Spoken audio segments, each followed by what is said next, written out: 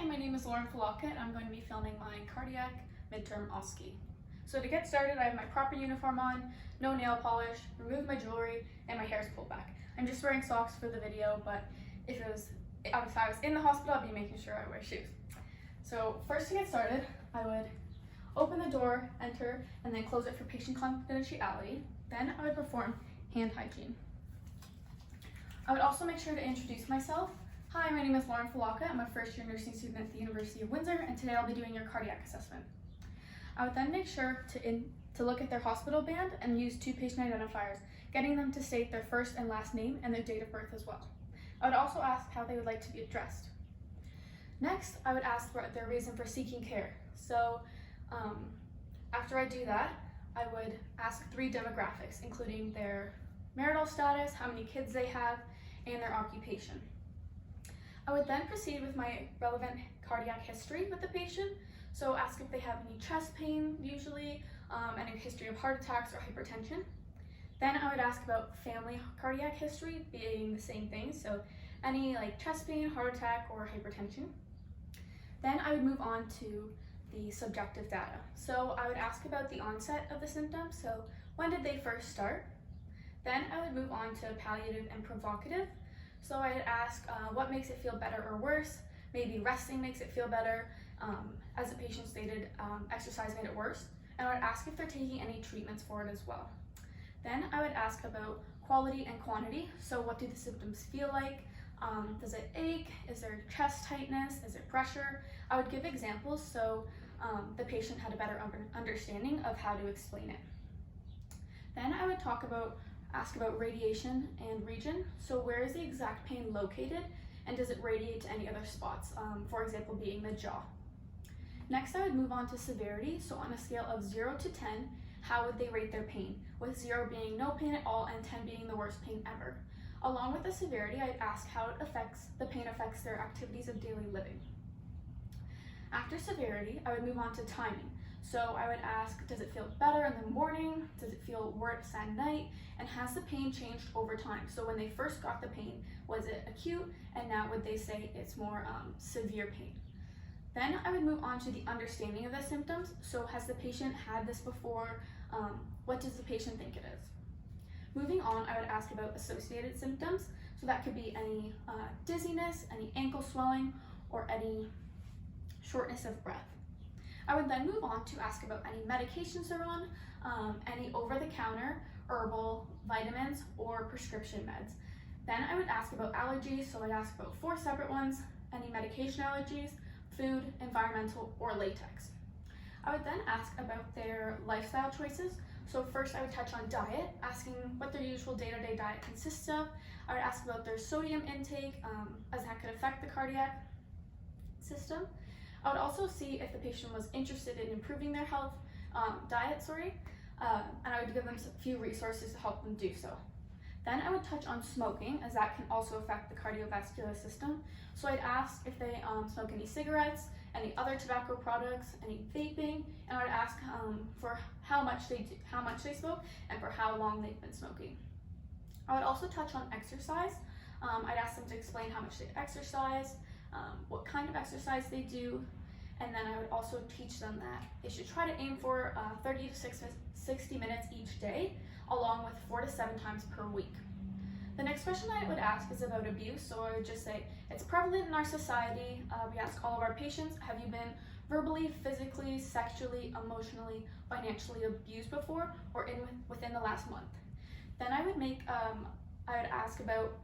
observe the physical appearance, body structure, mobility, and the behavior. I would do this throughout my subjective assessment, as it's not as obvious that I'm checking all those things.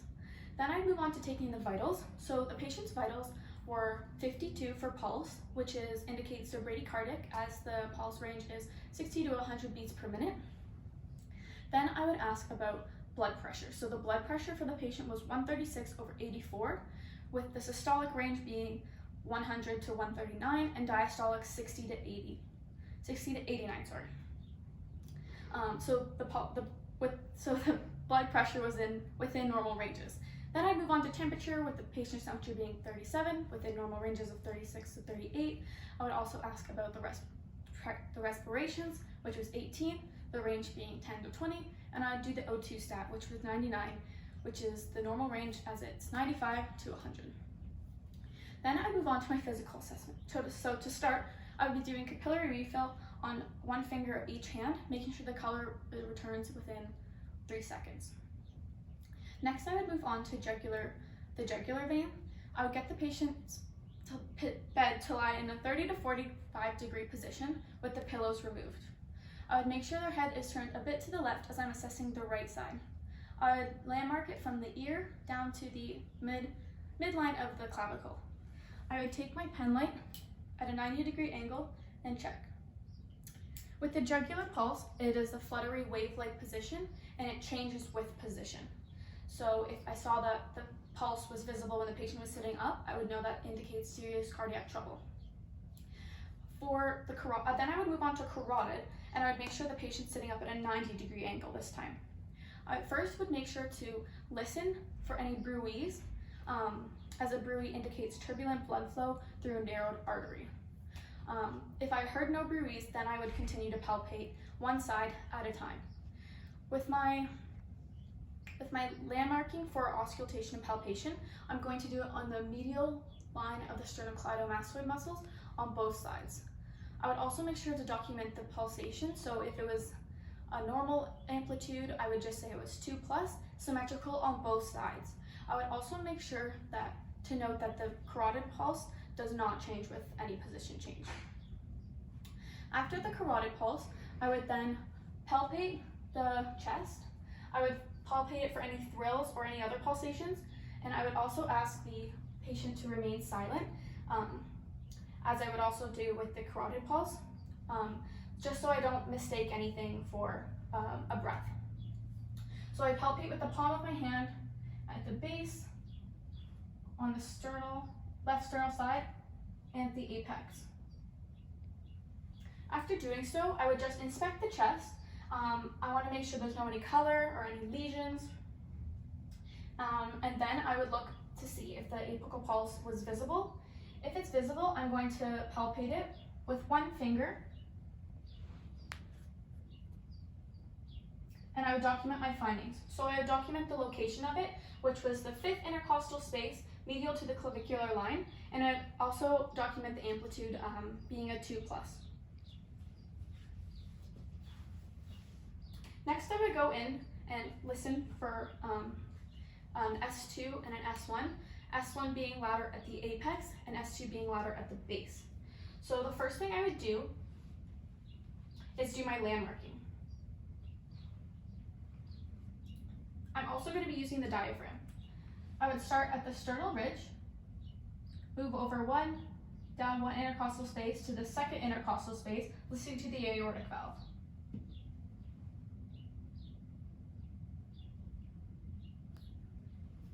I would then walk my fingers across the sternum into the 2nd intercostal space on the right, where I'd listen to the pulmonic.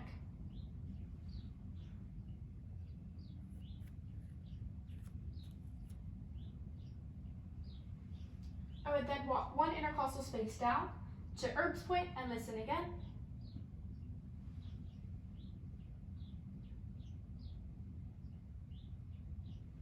And then down 2 more spaces where I would listen to the tricuspid.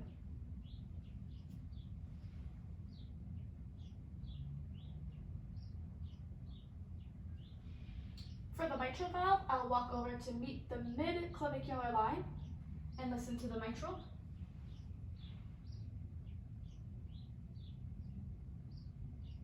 I would also make sure to listen to the mitral valve at this point, but since we don't have a patient, I'm going to listen to myself, and I'm going to make sure to listen for 60 seconds. So I'm going to find my sternal ridge to the 2nd intercostal space, 3rd, 5th, and mitral. I would also make sure the patient was bare-chested at this point, but just for the sake of the video, I'm going to be doing it over my clothes. So I'm just going to listen to 1 minute, for 1 minute.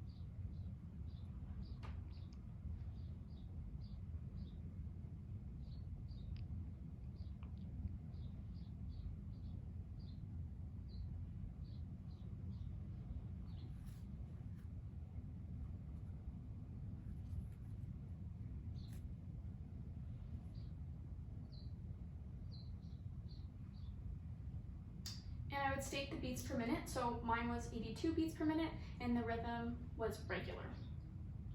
Next, I would move on to auscultating with the bell of the stethoscope to listen for any S3 sounds, S4, or any murmurs. So I'm just going to go over the exact same spots and listen again. Starting at the bridge, make my way down to the aortic.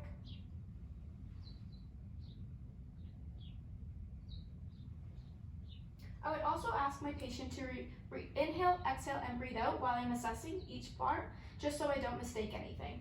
And I would make sure to let them know they can breathe in between my landmarks. So I would walk over to the pulmonic.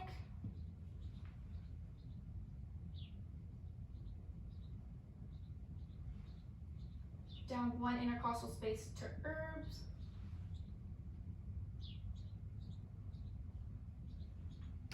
Two intercostal spaces for tricuspid.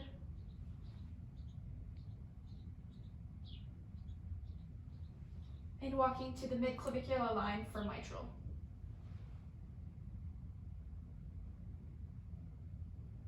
While listening to the mitral, I'll also ask the patient to roll to their left side so I can assess the apical pulse for any murmurs, any S3, S4 sounds, or any rubs.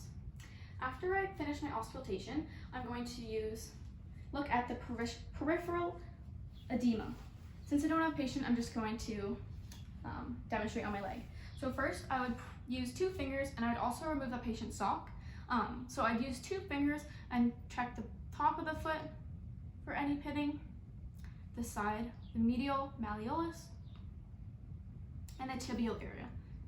And rate the pitting from a 1+ to a 4+, with mine being a 1+.